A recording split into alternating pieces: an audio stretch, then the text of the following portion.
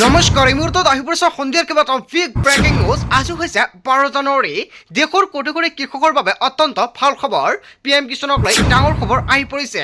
কেতিয়া PM কিষাণৰ একাউণ্টত PM কিষাণৰ 22 নং কিস্তিৰ টকা সোমাব? অৰুণোদয়ৰ প্ৰতিজন হিতাধিকাৰীৰ একাউণ্টত 8,000 টকা পাবলৈ এই তিনিটা গুৰুত্বপূৰ্ণ কাম কৰক, অন্যথা আপোনাৰ একাউণ্টত টকা নাপাব। অসমৰ মুখ্যমন্ত্ৰী ডক্টৰ হিমন্ত বিশ্ব শৰ্মাৰ বৃহৎ ঘোষণা। ৰেচন কাৰ্ড থাকিলে কেইবাটাও নতুন নিয়ম সলনি হৈছে, নাজানিলে ভয়ংকৰ বিপদ। আত্মীয় গোটৰ প্ৰতিজন মহিলাসকলে 10,000 টকা পালেনে? যদি আপুনি চৰকাৰী ঘৰৰ বাবে জিঅ' কৰিছে, চৰকাৰী ঘৰৰ প্ৰথম কিস্তিৰ টকা সোমাব আপোনাৰ বেংক একাউণ্টত। কেতিয়া টকা প্ৰদান কৰিব? লগতে কেইবাটাও ৰাজনৈতিক খবৰৰ লগতে অৰাজনৈতিক খবৰ যুগুত কৰা হৈছে আজিৰ দিনটোত। গোটেই অসম তথা ভাৰতৰ বিভিন্ন প্ৰান্তৰ পৰা যুগুত হৈছে কেইবাটাও ডাঙৰ খবৰ। এনেবোৰ খবৰ নিতৌ পাই থাকিবলৈ চেনেলটি ছাবস্ক্ৰাইব কৰি ভিডিঅ'ত এটা লাইক কৰিবলৈ নাপাহৰিব। আজিৰ আমাৰ প্ৰথম নকবাই গুৰুত্বপূৰ্ণ খবৰ হৈছে অসমবাসীৰ বাবে এটা ডাঙৰ খবৰ। PM কিষাণৰ 22 নং কিস্তিৰ ডেট ঘোষণা। PM কিষাণক লৈ ডাঙৰ খবৰ আহি পৰিছে। কেতিয়া কৃষকৰ একাউণ্টত সোমাব PM কিষাণৰ কিস্তিৰ টকা? সকলো কৃষকে ৱেইট কৰি আছে। অৱশেষত কৃষকৰ বাবে ভাল খবৰ আহি পৰিছে। প্ৰধানমন্ত্ৰী কিষাণ সন্মান নিধি যোজনা PM কিষাণ হৈছে কেন্দ্ৰীয় চৰকাৰৰ এক অবিলাসী আঁচনি, যিয়ে সমগ্ৰ ভাৰতবৰ্ষৰ কৃষক পৰিয়ালসমূহক তেওঁলোকৰ উপাৰ্জনৰ পৰিপূৰক হিচাপ বছৰি 6,000 কোটি টকা সহায় আগবঢ়ায়, যিটো তিনিটা সমান কিস্তিত প্ৰদান কৰা হয়। 6,000 টকা তিনিটা ভাগত ভাগ কৰা হয় আৰু ভাগ কৰি 2,000 কোটি টকা প্ৰদান কৰে একাউণ্টত। ইয়াৰ বাবে যোগ্য হ'বলৈ কৃষকসকলে E-KYC সম্পূৰ্ণ কৰিব লাগিব। যদি আপুনি PM কিষাণৰ 22 নং কিস্তিৰ টকা পাব খোজে, তেনে ক্ষেত্ৰত E-KYC কৰিব লাগিব। E-KYC নকৰিলে আপোনাৰ একাউণ্টত এই টকা নাপাব। তেওঁলোকৰ বেংক একাউণ্ট আধাৰ কেৱল ইয়াই নহয়, UPI আইডিৰ সৈতে লিংক কৰিব লাগিব, অন্যথা আপোনাৰ একাউণ্টত টকা নাপাব। তিনিটা নতুন নিয়ম বান্ধি দিছে। নম্বৰ 1, E-KYC কৰিব লাগিব। নম্বৰ 2, বেংক একাউণ্টৰ সৈতে আপুনি UPI আইডিৰ লিংক কৰিব লাগিব। আৰু 3 নম্বৰত উল্লেখ কৰিছে তেওঁলোকৰ মাটিৰ ৰেকৰ্ড PM কিষাণ পৰ্টেলত সঠিকভাৱে পঞ্জীয়ন কৰাটো নিশ্চিত কৰিব লাগিব। এই তিনিটা কাম কৰিব লাগিব প্ৰতিগৰাকী কৃষকে, অন্যথা PM কিষাণৰ 22 নং কিস্তিৰ টকা নাপাব। 22 সংখ্যা কিস্তি কেতিয়া প্ৰদান কৰা হ'ব, ইয়াক লৈ চৰকাৰৰ ফালৰ পৰা এটা ডাঙৰ ইংগিত দিয়া হৈছে। 2026 চনৰ মাৰ্চৰ পৰা এপ্ৰিলৰ ভিতৰত PM কিষাণৰ 22 সংখ্যা কিস্তিৰ ধন জমা হোৱাৰ সম্ভাৱনা আছে। সাধাৰণতে প্ৰতি 4 মাহৰ মূৰে মূৰে কিস্তি মুকলি কৰা হয় আৰু প্ৰতিটো কিস্তিৰ পৰিমাণ 2,000 কোটি টকা। আৰু ইয়াৰ পূৰ্বৰ কিস্তি 2025 চনৰ 19 নৱেম্বৰত তামিলনাডুৰ কোইম্বাটুৰৰ পৰা প্ৰধানমন্ত্ৰী নৰেন্দ্ৰ মোদীয়ে মুকলি কৰিছিল আৰু অতি শীঘ্ৰে 22 নং কিস্তিৰ টকা মুকলি কৰিব পাৰে। PM কিষাণৰ তালিকাত আপোনাৰ নাম অন্তৰ্ভুক্ত হৈ আছে নেকি? যদি এই তিনিটা কাম এতিয়ালৈকে কৰা নাই, অতি শীঘ্ৰে কৰাই ৰাখক, অন্যথা আপোনাৰ একাউণ্টত এই টকা আপুনি নাপাব। আজিৰ ভিডিঅ'টো যিমান পাৰে সকলোৱে বেছি বেছিকৈ শ্বেয়াৰ কৰি দিব। তাৰপিছত অসমবাসী ৰাজুক জনাইছো আমাৰ পৰৱৰ্তী খুবেই গুৰুত্বপূৰ্ণ খবৰ, লগতে ডাঙৰ খবৰ। অৰুণোদয়ৰ লাখ লাখ হিতাধিকাৰীলৈ এইকেইটা গুৰুত্বপূৰ্ণ খবৰ দিছে চৰকাৰে। অৰুণোদয়ৰ তালিকাত আপোনাৰ নাম অন্তৰ্ভুক্ত হৈ আছে নেকি? চৰকাৰৰ ফালৰ পৰা নতুন এখন হিতাধিকাৰী তালিকা প্ৰস্তুত কৰিছে। তালিকাত চাই লওক আপোনাৰ নাম আছে নেকি। কোনে কোনে লাভ কৰিব অৰুণোদয় আঁচনিৰ 8,000 কোটি টকা? ইয়াক লৈ চৰকাৰে ডাঙৰ সিদ্ধান্ত গ্ৰহণ কৰিছে। অৰুণোদয় 3.0 মুকলি কৰি 10 টকাকৈ নতুন ঘোষণা কৰিছে মুখ্যমন্ত্ৰী ডক্টৰ হিমন্ত বিশ্ব শৰ্মাই। ফেব্ৰুৱাৰী মাহত অৰুণোদয় হিতাধিকাৰীক ডাঙৰ উপহাৰ দিব চৰকাৰে। অৰুণোদয়ৰ তালিকাত আপোনাৰ নাম অন্তৰ্ভুক্ত হৈ আছে নেকি? ফেব্ৰুৱাৰীত ডাঙৰ উপহাৰ ল'বলৈ সাজু হওক প্ৰতিগৰাকী অৰুণোদয়ৰ হিতাধিকাৰীয়ে। আৰু এই তিনিটা কাম কৰিব লাগিব, অন্যথা একাউণ্টত কিন্তু টকা নাপাব। ৰন্ধন গেছত আবেদন পত্ৰ জমা দিলে গেছৰ বাবদ ৰাজসাহায্য পাব 250 টকাকৈ। ইয়াও মুখ্যমন্ত্ৰী ডক্টৰ হিমন্ত বিশ্ব শৰ্মাই মন্তব্য কৰিছে। 950 টকীয়া চিলিণ্ডাৰ 700 টকাত পাব অৰুণোদয়ৰ হিতাধিকাৰী মহিলাই। অহাবাৰলৈ নিৰ্বাচনত জিকিলে মিঠাতেল ফ্ৰী কৰি দিয়াৰ আশ্বাস দিছে মুখ্যমন্ত্ৰী ডক্টৰ হিমন্ত বিশ্ব শৰ্মাই। অৰুণোদয় লাভ কৰা বেংক একাউণ্টৰ KYC ঠিক কৰি ল'বলৈ আহ্বান। আপুনি অৰুণোদয়ৰ টকা নিয়মীয়াকৈ পাই আছে নেকি? যদি পাই আছে তেন্তে একো কৰিব নালাগে।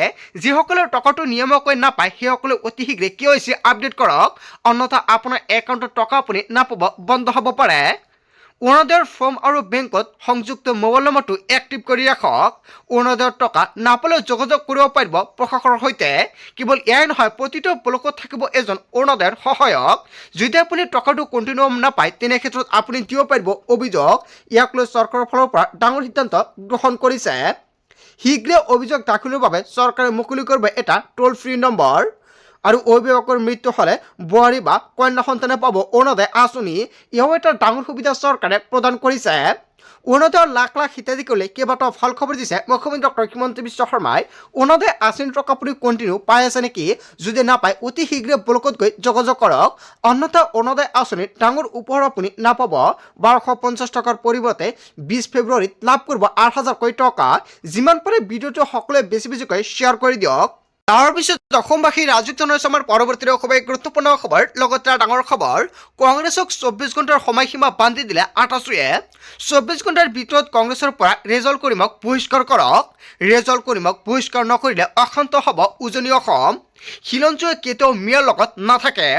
ৰেজলৰ পূৰ্বৰে পৰা বাংলাদেশীৰ ৰক্ষক, এনেকুৱাকৈ কেইবাটাও বৃহৎ মন্তব্য কৰিছে। চৰকাৰে মিয়াৰ বিৰুদ্ধে কাম কৰিলে মিয়াৰ পক্ষ লয় ৰেজাউলে। গৌৰৱ গগৈ ৰেজাউল কৰিমৰ ৰক্ষণাবেক্ষণ দিয়াৰ চলাইছে চেষ্টা। অসমক বাংলাদেশ বনাবলৈ কংগ্ৰেছ দলে অলপো কুণ্ঠবোধ নকৰে। গৌৰৱ গগৈ ৰেজাউল কৰিমক ৰক্ষণাবেক্ষণ দিয়াটো অসমীয়া হিচাপে দুখৰ বিষয়। ৰেজলৰ উজনি অসমক মিয়ালেণ্ড কৰাৰ হুংকাৰৰ পাছতে আটাচুৰ মন্তব্য। কংগ্ৰেছক 24 ঘণ্টাৰ সময়সীমা বান্ধি দিলে আটাচুয়ে। তাৰপিছত অসমবাসী ৰাজুক জনাইছে আমাৰ পৰৱৰ্তী খুবেই গুৰুত্বপূৰ্ণ খবৰ। লগতে ডাঙৰ খবৰ, নিৰ্বাচনৰ পূৰ্বে সংখ্যালঘু অঞ্চলত অখিল গগৈৰ গ্ৰান্টি। 2 বছৰৰ ভিতৰত সকলোৱে মাটিৰ পট্টা দিব অখিল গগৈয়ে। অখিল গগৈয়ে বৃহৎ মন্তব্য কৰিছে। কংগ্ৰেছ চৰকাৰ আহিলে সংখ্যালঘুক মাটিৰ পট্টা দিয়াৰ প্ৰতিশ্ৰুতি অখিল গগৈৰ। ৰাইজৰ দল আৰু কংগ্ৰেছে চৰকাৰ গঠন কৰিলে দিব মাটিৰ পট্টা। অসমৰ সংখ্যালঘুক মাটিৰ পট্টা দিব অখিল গগৈয়ে। বানপানী আৰু গৰাখহনীয়াত মাটি হেৰুওৱা লোকক দিব মাটি। পট্টা নথকা লোকক অখিল গগৈয়ে দিব মাটিৰ পট্টা। 1971 চনৰ আগতে অসমলৈ অহা লোকক দিয়া হ'ব মাটিৰ পট্টা। আৰু এনেকুৱাকৈ গ্ৰান্টি দিছে অখিল গগৈ। সৃজন গ্ৰামত উচ্ছেদৰ বিৰোধিতাৰে অখিল গগৈৰ মাটি পট্টাৰ প্ৰতিশ্ৰুতি সংখ্যালঘুলৈ। নিৰ্বাচনৰ পূৰ্বে সংখ্যালঘু অঞ্চলত অখিল গগৈৰ গ্ৰান্টি। অখিল গগৈয়ে কেইবাটাও গ্ৰান্টি প্ৰদান কৰিছে। 2 বছৰৰ ভিতৰত সকলোৱে মাটিৰ পট্টা দিব অখিল গগৈয়ে। তাৰপিছত অসমবাসী ৰাজুক জনাইছে আমাৰ পৰৱৰ্তী খুবেই গুৰুত্বপূৰ্ণ খবৰ। লগতে ডাঙৰ খবৰ, গৌৰৱ গগৈৰ প্ৰশ্ন হ'ব লাগিছিল হু ইজ ৰেজল কৰিম বা ৰকিবুল। এনেকুৱাকৈ অসমৰ মুখ্যমন্ত্ৰী ডক্টৰ হিমন্ত বিশ্ব শৰ্মাই পুনৰ বৃহৎ মন্তব্য কৰিছে। কিন্তু কংগ্ৰেছে এতিয়া অসমীয়াকে হু ইজ বুলি প্ৰশ্ন কৰিছে। অসমীয়াক হু ইজ বুলি প্ৰশ্ন কৰা হ'ব নেকি? এনেকুৱাকৈ ডাঙৰ প্ৰশ্ন উত্থাপিত কৰিছে মুখ্যমন্ত্ৰী ডক্টৰ হিমন্ত বিশ্ব শৰ্মাই। মিয়া বদৰুদ্দিন অসমীয়া হিমন্ত বিশ্ব শৰ্মা একে হ'ল নেকি? অসমতে অসমীয়া লোকক হু ইজ বুলি সোধা হ'ব নেকি? এনেকুৱাকৈ ডাঙৰ প্ৰশ্ন উত্থাপিত কৰিছে মুখ্যমন্ত্ৰীয়ে। গৌৰৱ গগৈ হু ইজ বুলি মিয়াক নুসুধে। দেউতাকে হু ইজ বুলি বদৰুদ্দিনক সুধিছিল আৰু আজি পুতেকে ক'ব লাগিছিল হু ইজ ৰেজাল কৰিম। গৌৰৱ গগৈৰ প্ৰশ্ন হ'ব লাগিছিল হু ইজ ৰকিবুল আৰু তাৰ বিপৰীতে তেওঁ হিমন্ত বিশ্ব শৰ্মাক হু ইজ বুলি কৈছে। কংগ্ৰেছে এতিয়া অসমীয়াক হু ইজ বুলি প্ৰশ্ন কৰিব। গৌৰৱ গগৈৰ হু ইজ হিমন্ত বিশ্ব শৰ্মাৰ প্ৰত্যুত্তৰ অসমৰ মুখ্যমন্ত্ৰী ডক্টৰ হিমন্ত বিশ্ব শৰ্মাৰ। গৌৰৱ গগৈৰ প্ৰশ্ন হ'ব লাগিছিল হু ইজ ৰেজল কৰিম আৰু ৰকিবুল হুছেইন। অসমৰ মুখ্যমন্ত্ৰী ডক্টৰ হিমন্ত বিশ্ব শৰ্মাই যিকেইটা মন্তব্য কৰিছে জনতাই কি ক'ব? যদি জনতাৰ কিবা মন্তব্য কৰিব লগা থাকে আপোনালোকৰ মন্তব্যটো নিশ্চয় কমেণ্ট কৰি জনাই দিয়ক। তাৰপিছত অসমবাসী ৰাজুক জনাইছে আমাৰ পৰৱৰ্তী খুবেই গুৰুত্বপূৰ্ণ খবৰ। লগতে ডাঙৰ খবৰ, ৰেজল কৰিমৰ মন্তব্যক নিন্দনীয় আশা দিছে মুখ্যমন্ত্ৰীয়ে। ধুবুৰীত কোচ ৰাজবংশী লোকসকল আছিল। বাংলাদেশী লোকসকলৰ আগমনে 85% লোক বাংলাদেশী মূলৰ হৈ পৰিছে। হিন্দু একেবাৰে সংখ্যালঘু ধুবুৰীত। আৰু ধুবুৰী সজাম মানে হৈছে তিনিচুকীয়ালৈকে বাংলাদেশী আনিম। ধুবুৰী বৰপেটাৰ দৰে তিনিচুকীয়া ডিব্ৰুগড়তো বাংলাদেশী আনিম। ৰেজল কৰিমৰ বিস্ফোৰক মন্তব্যৰ পিছতে গৌৰৱ গগৈয়ে বাধা দিব লাগিছিল। স্পষ্টভাৱে গৌৰৱ গগৈয়ে ক'ব লাগিছিল শিৱসাগৰক শিৱসাগৰ হৈ থাকিবলৈ দিয়ক। বৰ অসম আৰু মিয়া অসমৰ মাজত পাৰ্থক্য নাজানে গৌৰৱ গগৈয়ে। শিৱসাগৰ ধুবুৰী হ'লে বৰ অসম নহয় মিয়া অসম হ'ব। কংগ্ৰেছে মিয়াৰ ওপৰত আত্মসমৰ্পণ কৰাৰ ফলত ভাবুকি আনিছে অসমীয়ালৈ।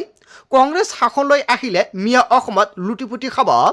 ৰেজল কৰিমৰ এনেকুৱাকৈ উদ্বণ্ড ভাষণ, এনেকুৱাকৈ মন্তব্য কৰিছে মুখ্যমন্ত্ৰী ডক্টৰ হিমন্ত বিশ্ব শৰ্মাই। মুখ্যমন্ত্ৰী ডক্টৰ হিমন্ত বিশ্ব শৰ্মাই যিটো প্ৰতিক্ৰিয়া প্ৰকাশ কৰিছে ৰেজল কৰিমৰ মন্তব্যক, ইয়াক লৈ জনতাই কি ক'ব? তাৰ পিছত অসমবাসী ৰাজুক জনাইছো আমাৰ পৰৱৰ্তী খুবেই গুৰুত্বপূৰ্ণ খবৰ লগতে ডাঙৰ খবৰ উজনি অসম ৰেজল কৰিমাৰ প্ৰত্যেক সম্পত্তি নহয় কংগ্ৰেছ ৰেজলে শীঘ্ৰে ক্ষমা খোজক হয় এটা ডাঙৰ মন্তব্য কৰিছে এনেকুৱাকৈ মন্তব্য কৰিছে শৃংখল চলিহাই কংগ্ৰেছ ৰেজলে শীঘ্ৰে ক্ষমা খোজক কংগ্ৰেছক ক্ষমা খোজক লগতে ৰেজল কৰিমাও ক্ষমা খোজক শীঘ্ৰে ৰেজল কৰিমাও অসমবাসীৰ ওচৰত ক্ষমা খোজক অন্যথা বিল আছে থেনাই ল'ব বিহিত ব্যৱস্থা ৰেজলৰ এই মন্তব্য অসমত নচলিব এজন বংগীয় মূলৰ কথা শুনিবলৈ অসমীয়াই ৰৈ থকা নাই যুঁজিবলৈ যদি মন আছে পোনপিটকৈ কওক কংগ্ৰেছৰ ৰাজহুৱাভাৱে ক্ষমা খোজক কংগ্ৰেছৰ পৰা বহিষ্কাৰ কৰক ৰেজল কৰিমক ৰেজলৰ এনেকুৱাকৈ উদ্ধত মন্তব্যক লৈ গজি উঠিছে শৃংখল চলিহাই উজনি অসম ৰেজল কৰিমাৰ প্ৰত্যেক সম্পত্তি নহয় হোৱাৰ পিছত অসমবাসী ৰাজুক জনাইছো আমাৰ পৰৱৰ্তী খুবেই গুৰুত্বপূৰ্ণ খবৰ লগতে ডাঙৰ খবৰ ৰাজনীতিত যোগ দিয়ে খিলঞ্জীয়া সংগঠনৰ ৰোষত পৰিছে ৰেজল কৰিম চৰকাৰ ৰাজ্যৰ প্ৰান্তে প্ৰান্তে ৰেজল কৰিমৰ বিৰুদ্ধে তীব্ৰ প্ৰতিবাদ শিৱসাগৰত ৰেজল কৰিমৰ ৰাজনীতি নচলিব শিৱসাগৰত ম্যালেন বনাবলৈ চকু নিদিবা উজনি অসমক বাংলাদেশীৰ চৰণীয় পথৰ হ'বলৈ দিব নোৱাৰো অসমীয়াৰ বাবে দুখৰ কথা গৌৰৱ গগৈৰ কাষতে ৰেজল কৰিমৰ এনেকুৱাকৈ উদ্ধত মন্তব্য ৰেজলে শিৱসাগৰক থুবুৰী পৰম বুলি কওঁতে নিমাতীয় কন্যাৰ হৈ বহি থাকিল গৌৰৱ গগৈ ৰেজল কৰিম পাকিস্তানী ৰক্ষক বাংলাদেশীৰ ৰক্ষক মুখ্যমন্ত্ৰী শীঘ্ৰে ব্যৱস্থা লওক অসমীয়া বিৰোধী ৰেজল কৰিমৰ বিৰুদ্ধে ৰেজল কৰিম সেনাপতি পতা কংগ্ৰেছ দলে ৰাজ্যৰ বাবে কি কাম কৰিব সেয়া অসমীয়াই বুজি পাইছে বা বুজি উঠিছে বাংলাদেশীৰ হুঁচিয়াৰ ঠনিৰে ৰেজল কৰিমৰ তীব্ৰ প্ৰতিবাদ ৰেজল কৰিমৰ বিৰুদ্ধে এনেকুৱাকৈ ভয়ংকৰভাৱে প্ৰতিবাদ সাব্যস্ত কৰিছে ৰেজল কৰিমৰ প্ৰতিকৃত দাহ কৰি অসমীয়া যুৱ মঞ্চই এনেকুৱাকৈ উদ্ধত কৰিলে আমুগুৰি চাৰিআলি বন্ধু বান্ধৱীসকল গোটেই অসম তথা ভাৰতৰ বিভিন্ন প্ৰান্তৰ পৰা যুগত হৈছে কেইবাটাও ডাঙৰ খবৰ এনেবোৰ খবৰ নিতৌ পাই থাকিবলৈ চেনেলটি ছাবস্ক্ৰাইব কৰি ভিডিঅ'ৰ এটা লাইক কৰিবলৈ নাপাহৰিব চ' থেংক ইউ ফৰ ৱাচিং ফুল ভিডিঅ'